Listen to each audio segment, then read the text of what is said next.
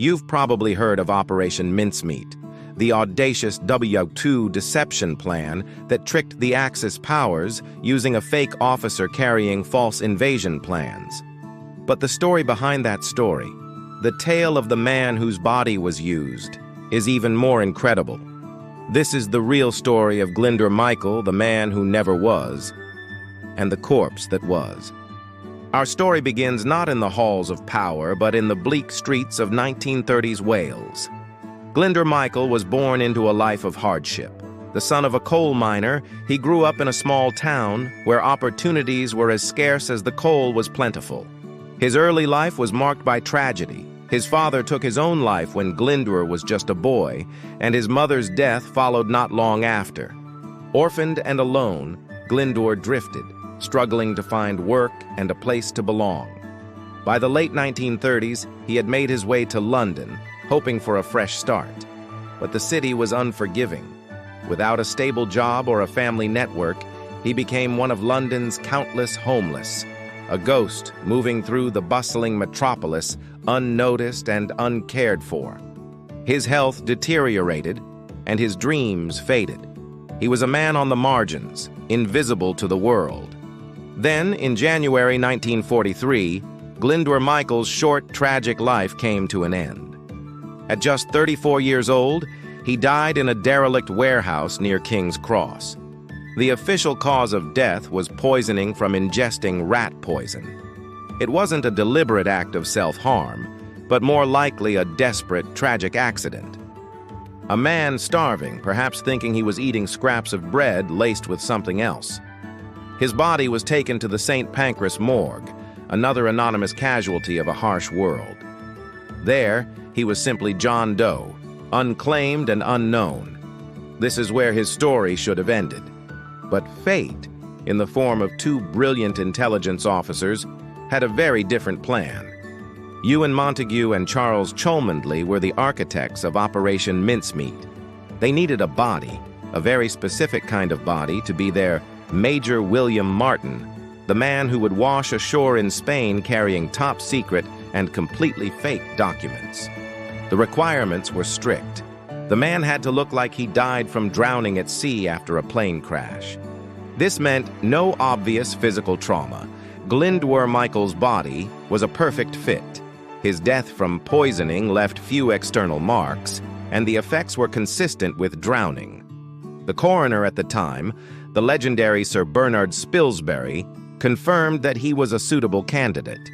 He was the right age, the right physical condition, and most importantly, he had no family to come looking for him. So the transformation began. Glinder Michael, the homeless Welshman, started his posthumous journey to becoming Major William Martin of the Royal Marines. Montague and his team meticulously crafted a whole new identity for him. They gave him a name, a rank, and a history. They created a personality, a life filled with love, finance, and everyday details. They planted personal items in his pockets to make the persona utterly convincing. There was an identity card, of course, but also letters from a fiancée named Pam. These weren't just simple notes. They were passionate, believable love letters, complete with inside jokes and future plans. They even included 2 ticket stubs from a recent London theater show and a receipt for an engagement ring. Every item was designed to paint a picture of a real man, with a real life, who had been tragically lost.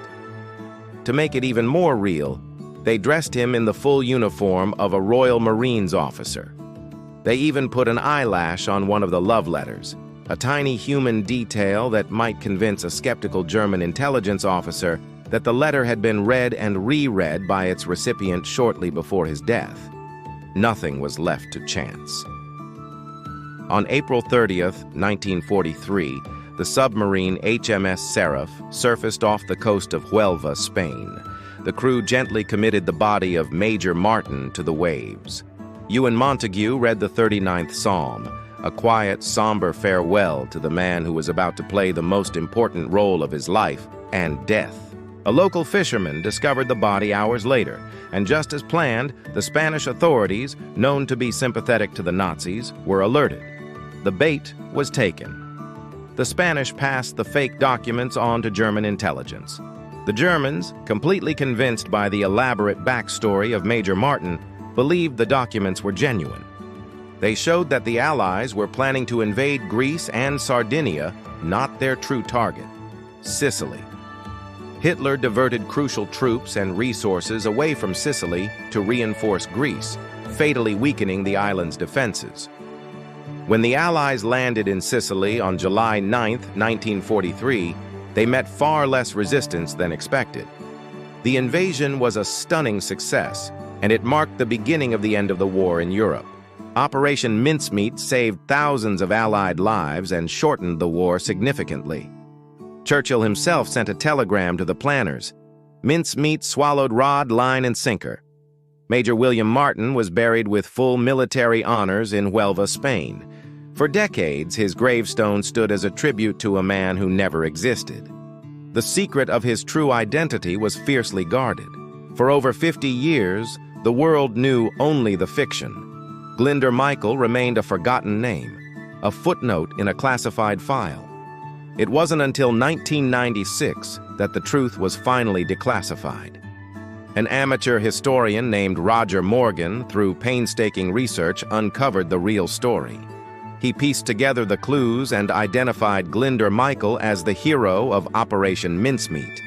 2 years later, the British government officially confirmed his findings.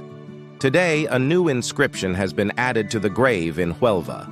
It reads, "Glinder Michael, served as Major William Martin, R.M."